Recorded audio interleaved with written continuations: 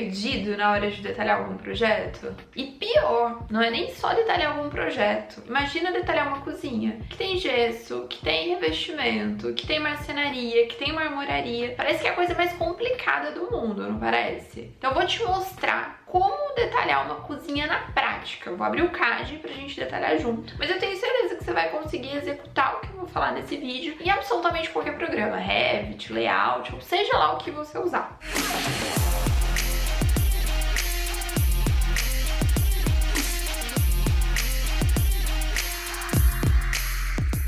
Mas antes de começar a te mostrar esse detalhamento na prática, eu já vou te pedir para se inscrever aqui no canal e também para já deixar seu like aqui no vídeo. Então vamos lá. O primeiro projeto que a gente tem é o projeto de layout da cozinha, é a disposição dessa cozinha. Então aonde fica a geladeira, aonde fica o forno, aonde fica as bancadas, aonde fica a mesa, aonde fica cada coisa. E é importante a gente especificar absolutamente tudo que tem nesse projeto. Então desenhou, especifica. Tá aparecendo no projeto? Especifica. Ah, não tá aparecendo porque o armário tá embaixo da pia. Especifica do mesmo jeito. Aqui nesse projeto a gente vai ver que tem uma coisa que não é tão legal de acontecer, que é a geladeira ficar do lado do fogão. A gente até falou isso naquele vídeo sobre cozinhas. Enfim, rolou, aconteceu. Inclusive, se vocês quiserem, eu posso fazer um vídeo aqui mostrando pra vocês erros que eu já cometi em projetos, sabe? Me conta aqui se vocês querem. Mas enfim, a gente precisa especificar absolutamente todas as coisas. E é importante a gente já ter definido tudo que vai ser usado naquele espaço. Então, qual fogão, qual geladeira, qual forno, qual micro-ondas, principalmente porque a gente tá falando de projetos de marcenaria, de marmoraria. Então eu já vi casos de arquitetos que fizeram um projeto e instalou, por exemplo, a bancada, e a hora que foi instalar o cooktop não coube na bancada, ele ficou, a bancada tava pequena pro cooktop, e tiveram que criar um sobressalto, um detalhe,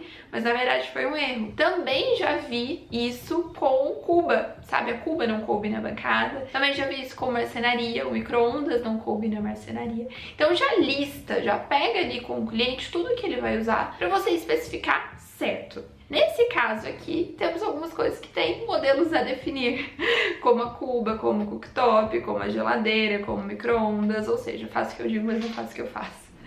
Brincadeira. No geral, uma profundidade legal para bancada e que cabe qualquer cooktop e qualquer pia é 65 de profundidade. É uma profundidade ok, que inclusive é a profundidade que eu deixei aqui. É importante falar que no detalhamento da bancada a gente precisa prever área seca e área molhada.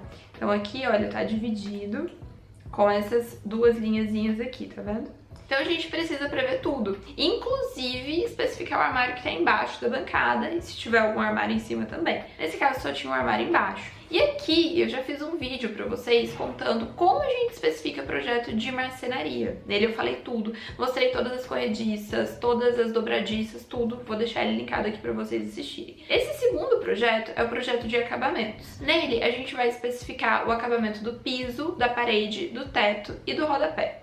Nesse caso não tem rodapé nessa cozinha, mas eu coloquei o piso, é um piso a definir, e esse piso é o piso da casa, que acaba entrando na cozinha. Os revestimentos também são a definir, mas são revestimentos comunzinhos, só nessa parede que tem um detalhe, é um revestimento que parece mármore, e aqui eu mostrei, tá vendo? Que nessa parede aqui tem um outro revestimento, que é esse 02, e o gesso, que a gente tem um projeto mais aqui pra frente. Na paginação de piso, a gente não precisa mostrar só o piso que tem nessa cozinha, ou nesse ambiente. A gente precisa mostrar o piso, mostrar o sentido desse assentamento. Se tiver pisos diferentes em outros lugares, a gente precisa prever como vai ser a junção desse piso, o encontro desse piso. Se vai ser com uma soleira, se vai ser com perfil metálico, se vai ser com uma soleira de pedra ou uma soleira no próprio piso. Nesse caso, o piso ele entra da sala e vai até a lavanderia, o mesmo piso em tudo.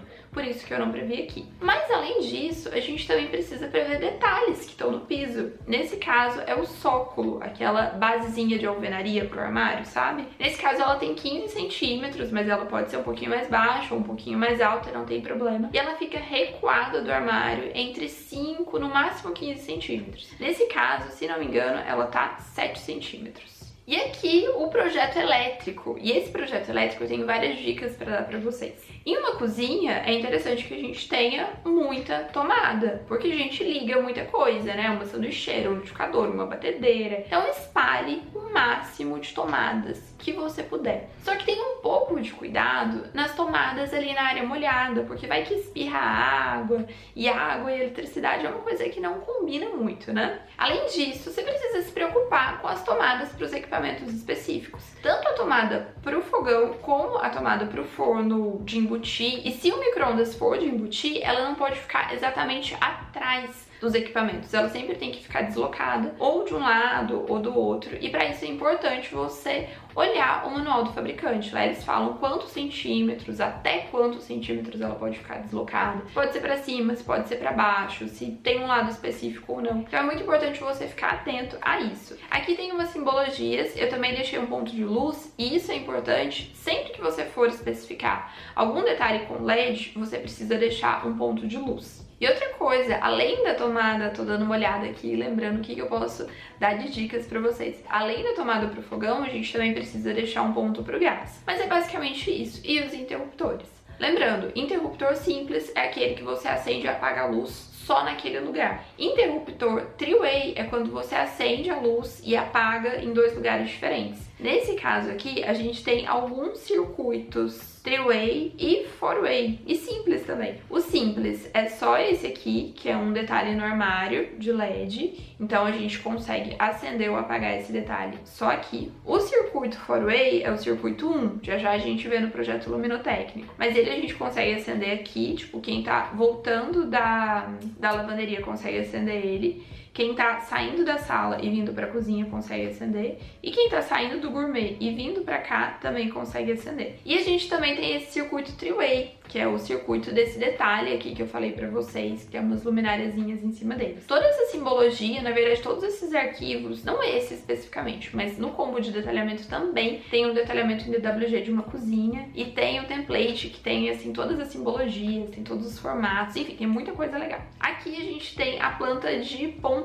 hidráulicos, que são todos os pontos relacionados à água do projeto. Então a gente precisa marcar o ponto de torneira, a gente precisa marcar o ponto de água para geladeira, caso ela seja aquela geladeira que precisa de ponto de água. A gente também tem que marcar o eixo do registro, e se a gente for deixar aquele purificador, sabe, a gente precisa colocar um ponto para ele também. E se tiver ralo na cozinha, no caso dessa que tem, a gente também precisa marcar. No projeto de gesso, a gente tem que marcar a altura desse gesso. E uma dica legal, sabe qual é? Você vai revestir a parede toda, na verdade todas as paredes, né, com revestimento X. Você pode colocar a altura desse gesso para alinhar com a fiada de azulejo inteiro, sabe, para não ter recorte na sua cozinha. Nesse caso eu fiz isso, mas a altura mesmo é 2,70. E aqui ela só tem um detalhe, ela só tem uma sanca de gesso praticamente de fora a fora. E o resto do gesso é todo lisinho e todo tabicado. Quando é um projeto maior, por exemplo, um projeto de gesso de uma casa toda, e eu tenho alturas diferentes nesse gesso, eu geralmente achuro isso com cores diferentes. Então, por exemplo, o pé direito de 2,70 é cinza, o pé direito de 2,80 é, sei lá, verde, sabe? E aqui tem um detalhe dessa sanca, de como ela vai ser feita.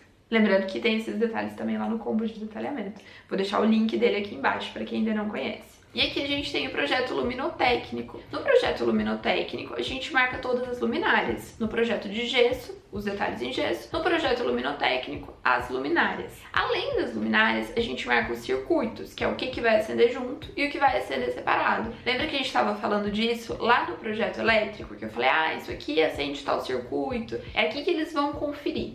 Então vamos lá. Primeira coisa que você precisa fazer no projeto luminotécnico: localizar as suas luminárias. Então aonde vai ter luminária? Aqui vai ter um LED, aqui vai ter uma dicróica, aqui vai ter uma par 20, uma R70. Depois de marcar tudo isso no seu projeto, você precisa colocar os circuitos. Nesse caso aqui, olha, tudo que é C2 acende junto, tudo que é C1 acende junto, tudo que é C3 acende junto. Então você vai pensar, eu quero que isso aqui acenda junto, tá num circuito só. Isso aqui eu quero que acenda só ele tá num circuito só dele. Aquilo ali eu quero que acenda sozinho, tá num circuito só dele. Depois disso, você vai colocar aonde tá os interruptores e vai falar qual interruptor tá acendendo qual circuito. Então, nesse interruptor, eu tô acendendo 3 circuitos, ou seja, ele tem 3 teclas diferentes para acender 3 circuitos diferentes. Ah, nesse aqui eu tô acendendo um circuito só, então ele só tem uma tecla e só acende aquele circuito X. E é importante falar que no projeto luminotécnico a gente sempre cota o eixo.